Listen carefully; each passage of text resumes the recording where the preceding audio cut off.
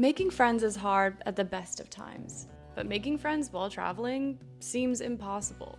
Gus and I each left home to travel as dorky, anxious teenagers. We learned through a lot of trial and error how to make friends while traveling.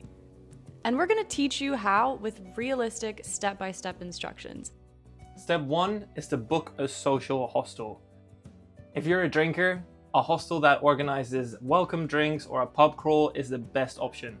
Lubdi hostels in Asia are a great example. They do a get to know you hour every day for everyone that checked in that day with a free cocktail. And a little bit of liquid courage makes everything easier. If you don't drink, don't worry. Look for a hostel with family style dinners or organized group activities. They'll have photos like this or this on their website.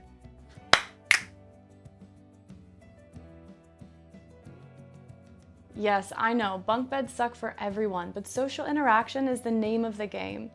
Chances are anyone already in the room will say hi once you walk in, and you can choose whether or not to engage. Oh, good day, mate. Hey, what's your name? My name is Gus. How are you? My pro tip is to look for bunk beds built into the wall and make sure they have curtains for privacy. For girls, book a female dorm if one is available, because girls are so much more likely to be social when their guard is down. Step 3 is to join activities. Go ahead and sign up for every single tour that your hostel offers. If there's a game night, put your name down. If there's a temple tour, cooking class, a beach trip, sign up. Most people you meet at these tours are already staying at the hostel, so you already have something in common. Strike up a conversation about the food or the beds or the hostel itself. Okay, here's a hot tip. If you haven't met anyone in your dorm yet, go to the grocery store, buy yourself some noodles, and then cook those noodles in the kitchen. There are a million ways to strike up a conversation in a cramped kitchen. For example, how's the food here? Have you had lunch yet? Do you want to join me? Do any of these knives not suck? Do you know if they have a microwave in the kitchen? Step 4 is smile and say hi. Backpacking life isn't like real life. People are more relaxed and open. That being said, people traveling in large groups aren't usually open to meeting people. The goal is to find other solo travelers or pairs of travelers. Individuals are always easier to approach, but sometimes I'll walk into the common room and everyone is already grouped up. But just remember that even though a group might seem like an established friend group, usually they met 30 minutes ago, and they're probably more than happy to add you into their group. So step 5 is the conversation part. The hardest part about meeting people is starting the conversation. Please don't start with, "Where are you from?" It's the most common opening line and tends to shut down conversation, or at least reduce it to the stereotypes of each country. Hey, where are you from? I'm American. Cool, I'm Canadian. Oh, my uncle's Canadian.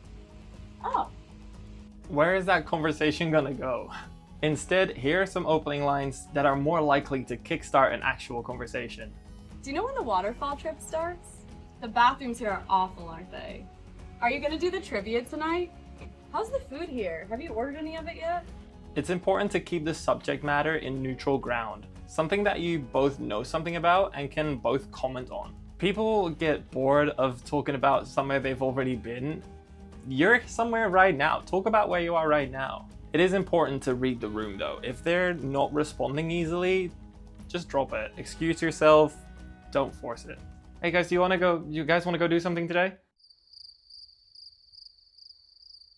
Step 6 is inviting people to go and do something. Ask people to go for lunch, join your trivia team, go out and do that city tour. Simply say, "Can I come with to the beach?" Have you been to the beach yet? Not yet. I might go this afternoon though. Do you mind if I join? Oh my gosh. Yeah, totally, sure. We'd love that. Look for these signs that people don't want to hang out with you.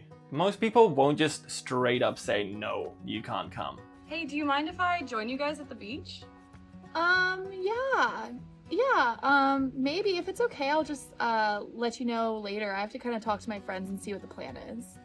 Just remember, if you feel embarrassed about a conversation or an interaction you had, just pack your bags and move to the next city. You will never have to see these people again. Step 7 is to ask for their socials or their phone number. So, you had a promising chat, but you're both busy at the moment. You should ask to connect on social media. Instagram is the best option because you may see something on their profile that starts a conversation. WhatsApp is another good option for anyone who doesn't want social media.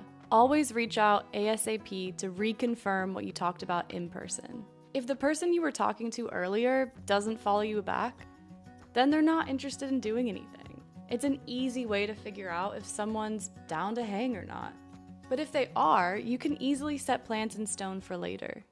I hope you feel inspired now to travel solo, but if you're still intimidated by our DIY approach, you can sign up for a group tour. For example, you could start your Vietnam trip with the Ha Giang Loop Tour, or you could start a South America trip with the San Blas Islands Tour. Not having anyone to travel with is no excuse. If this is the life you want, go for it. We'll see you next time for an episode on how to travel when you're poor, a subject I unfortunately know too much about. Subscribe for more travel guides, without the fluff.